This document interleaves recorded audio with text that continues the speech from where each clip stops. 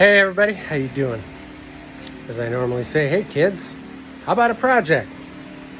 This is not necessarily a project I had intention or desire to do, but it's one of those projects that come out of necessity.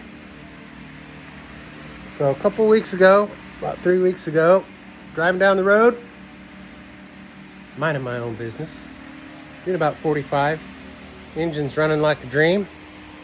And all of a sudden it's not running like a dream. In fact, it was running like, boy, I can't even say what it was running like. This is a family show. So crash, crank, grind, bang, boom, stop. But, oh my gosh, what the heck just happened? So I coast over to the side of the road, hit the key, managed to get it started, pumping on the gas. Fortunately, I was really close to home. So I got it home and I started diagnosing. What would make a 2004 inline 6 4-liter Jeep Wrangler go from running great to running like crap? Well, first thing on the list is coil pack. Coil pack, brand new coil pack. While you're doing the coil pack, you might as well do spark plugs. So I put new plugs in it, new coil pack, tried to start it up, same horrible sound. Next thing on the list is camshaft position sensor. This is your camshaft position sensor over here. Replaced it. That didn't do me any good. The next thing I replaced was the crankshaft position sensor, and that is the crankshaft position sensor right there. Replaced it. It actually ran worse when I replaced it, and at that point I was pretty much going to give up. My next door neighbor, my buddy Todd, he's got a little bit more knowledge in motors than I do. Here, I'll show you Todd. Let's see if we can see Todd here real quick. Oh, he was washing his car, but he's not there. Anyway,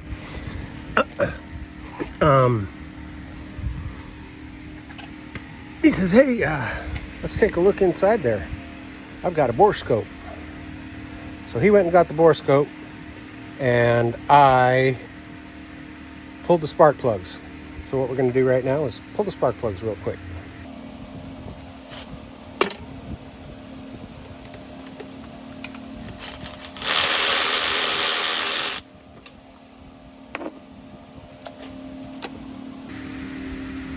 So right off the bat, pulled the spark plug out of cylinder 6. Cylinder 6 spark plug looks like this. That was a brand new spark plug. What? Needless to say, there's an issue in cylinder 6. I'm going to pull the rest of the plugs and then we're going to bore scope cylinder 6. And so there you have it. Exhaust valve in cylinder 6. At least the head, a piece of the head of exhaust valve in cylinder 6. All right, so this part I'll just make real short. I took it to Firkins' Jeep, did a quick diagnosis to verify my diagnosis, and looked at how badly it was scored and whatnot, and basically told me, sorry, your motor's shot. You need a new motor. I said, okay, how much for a new motor? With warranty. Said, well, there's only one of those left on the whole planet Earth, and for us to put it in and get it for you, and it's used. It's got 50 miles or something they said on it. That's gonna cost you $8,000. I said, well, thank you. I will be in to pick up my Jeep. So I went down, picked up the Jeep.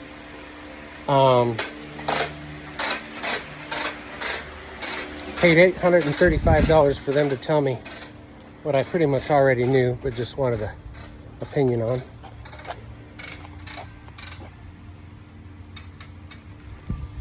And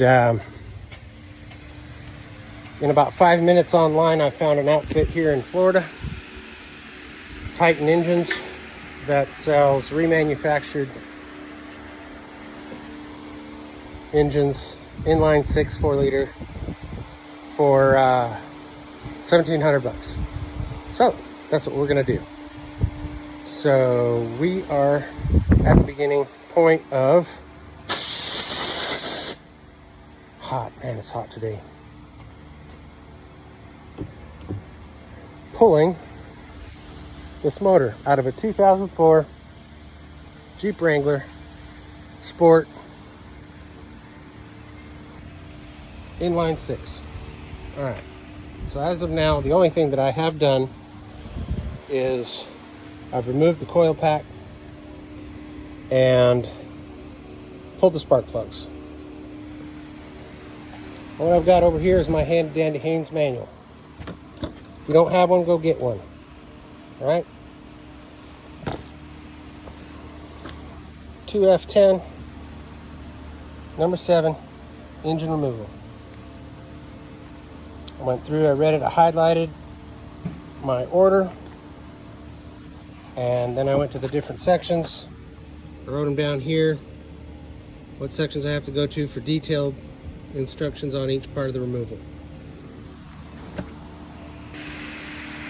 Now, considering that we're going to call this step-by-step 2004 Jeep Wrangler engine swap, and in the instructions or in the description I am going to put that I'm going via the Haines manual. We're not going to talk about every step. I'm just going to set you to record, pointing out over the Jeep, and then we'll set it and fast forward. Now, if I come up on something that I feel is a good tip, or run into something that is over and above what Haines manual describes or gives instruction for, I'll run over here, I'll grab you, and I'll bring you over to the Jeep, and we'll discuss it. All right? So, we're going to pull the motor. Right off the bat, we know there's a couple of things that we have to do. Let's get those started. We're going to drain the oil. We're going to drain the cooling system. So right now, I'm going to go ahead and start by draining the oil. I don't think you need to watch that. If you're watching this video, you're probably handy enough to know how to change your oil, i.e. drain the oil. So the next thing you'll see probably will be once I get started taking the top apart. All right, we'll discuss it a little bit, but oil's coming out. All right, let's talk about something before we get started here. We're going to be pulling this motor completely out. What that means is we're going to be unplugging a whole lot of wiring harnesses, right? We're going to be taking a lot of stuff off. All right. Pro tip number 1. Painter's tape and a Sharpie are going to be your friend. All right. You're going to make sure that if you pull something off right at that exact moment, that you pull it off before you move any further. You're going to grab your roll of blue painter's tape, and you're going to grab your Sharpie. And you are going to mark exactly what that wiring harness goes to, right? That's the first thing I pulled. That's the first thing I labeled right there, coil pack, all right? I know I don't have to tell you to do that again, so that's the only time I'm going to tell you. All right, let's go.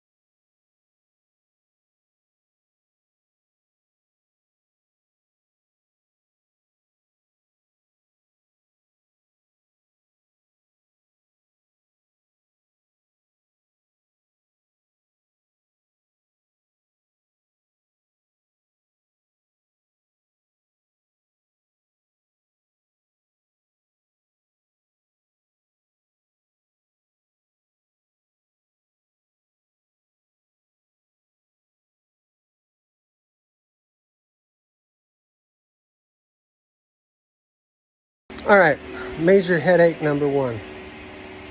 Major headache number one. Getting the fan off.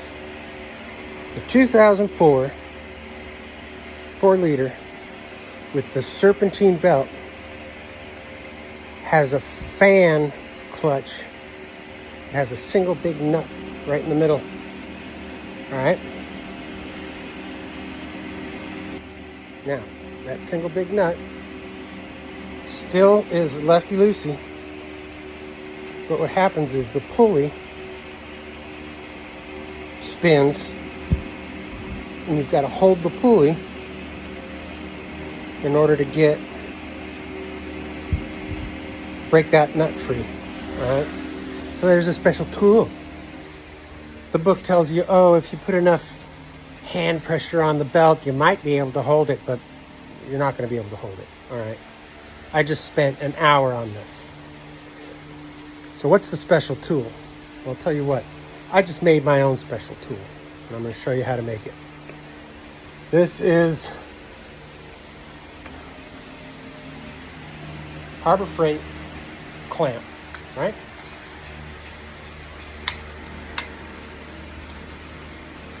Harbor Freight clamp, right? First thing you're going to do is you're going to take, see this little stop rivet right here, all right? You're going to take a Phillips screwdriver that's small enough. You're going to set this down. You're going to whack that with a hammer till that comes out. You're going to hit it from this side out, that way, right? So that you can pull the handle off, all right?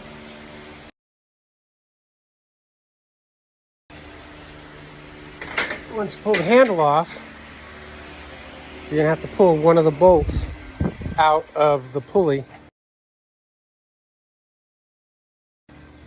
the fan pulley, water pump pulley, all right? Right here, right? It's a 1/2 inch, 13 millimeter, 1/2 inch, whatever you want to call it, all right? Pull one of those out. So once you pull this handle off, all right, it's got a bigger hole right here, but it's not big enough for that bolt. So you're gonna go and take your drill bit, get your drill and your drill bit, all right? 19/64, all right? Bottom line is you need to drill this hole out just a little bit so that the bolt that you pull out of here will fit, all right? So now you've got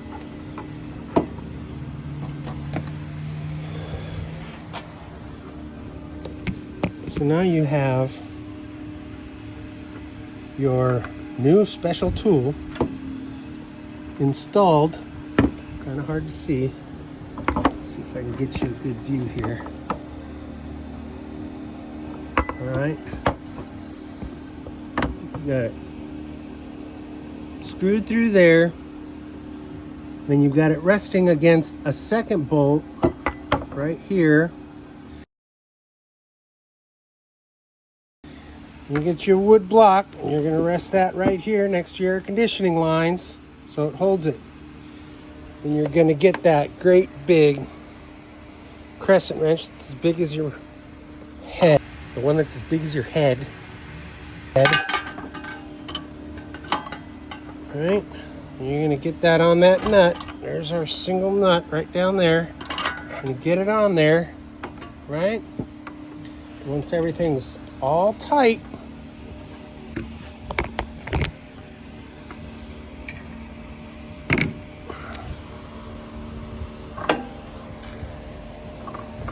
all right?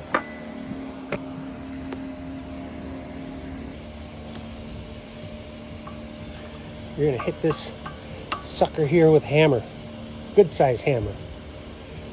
Give it a good 1, 2, 3. And that's how we're gonna get that fan out.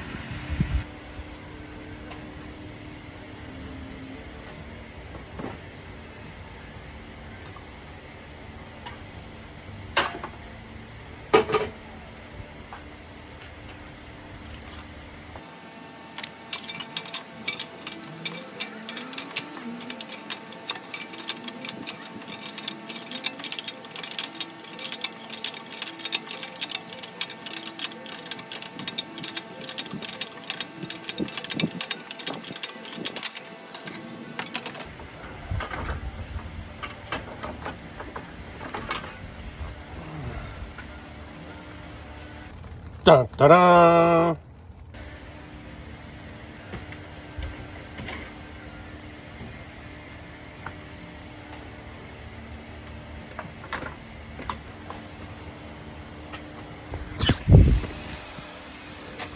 All right, so just real quick, I'm going to show you how that tool works.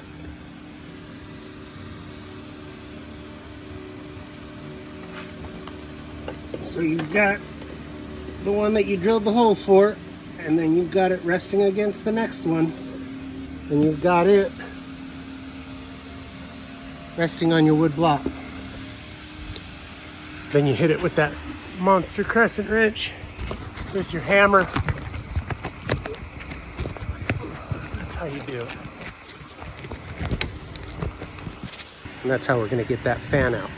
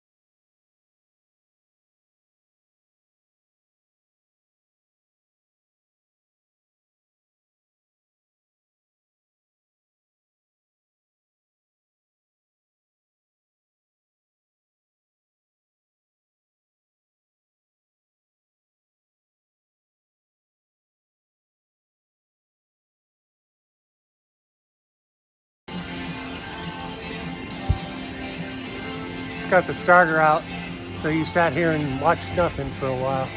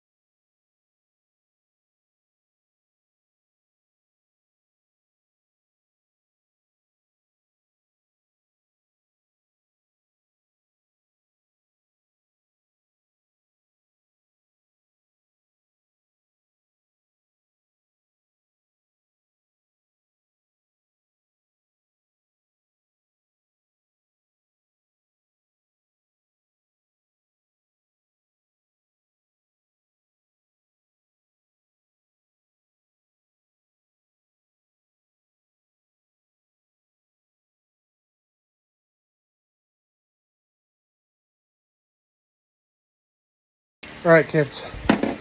So it's 6:30, and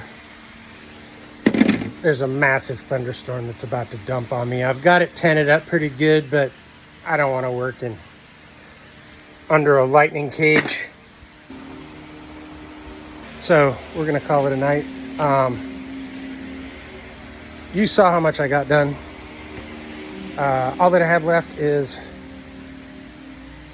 air conditioning compressor, intake manifold, exhaust manifold, and unhook it from the transmission, and motor's coming out. Motor will come out tomorrow morning, put it on an engine stand. We'll take all the brackets off for all the peripherals.